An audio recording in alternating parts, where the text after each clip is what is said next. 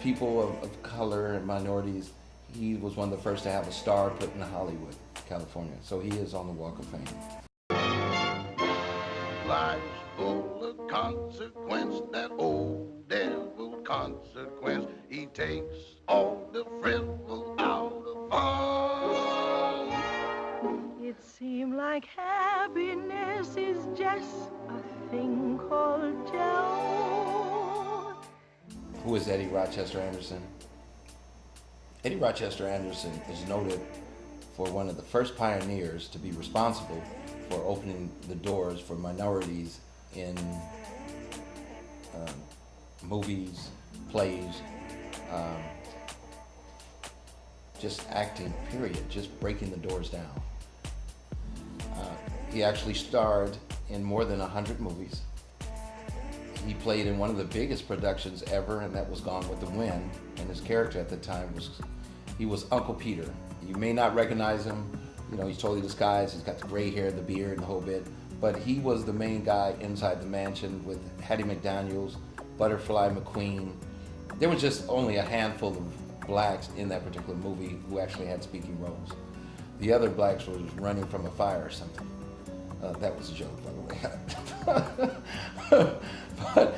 but it also clearly gave me a picture of who my father was, how he embodied not just acting, but being a full entertainer. So there's a lot of history in that. Green Pastures, he played Noah. Interesting enough, they just had a movie called Noah, and I went to go see it, and it was nothing like my father's movie, but that was another joke, but you can smile. So this was even before television was created, and so he was on a radio show. And the way he got on the radio show was interesting.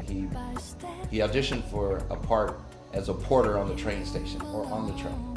And once he did his bit with that gravel voice, like, "Yes, Mr. Benny." I mean, that voice at that time did it for him.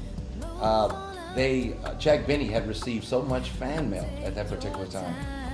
He didn't have a choice but to use Rochester and that character for those ratings, and you need ratings for sponsors, for shows. So that was a very smart move on Jack Benny's part.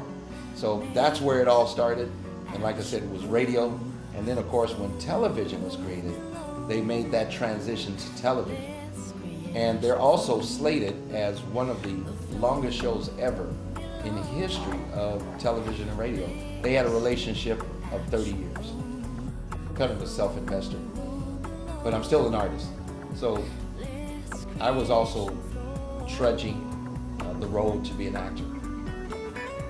And to my dismay, I really couldn't get into the whole cattle call and different things. I get callbacks. I've done things at the Comedy Store. I was at the Comedy Store for a couple of years. But I found out one thing that was my biggest acting challenge was I just couldn't act broke.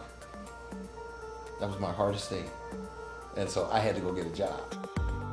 Cover my eyes, blind to the world, want you to lead me through, fighting inside.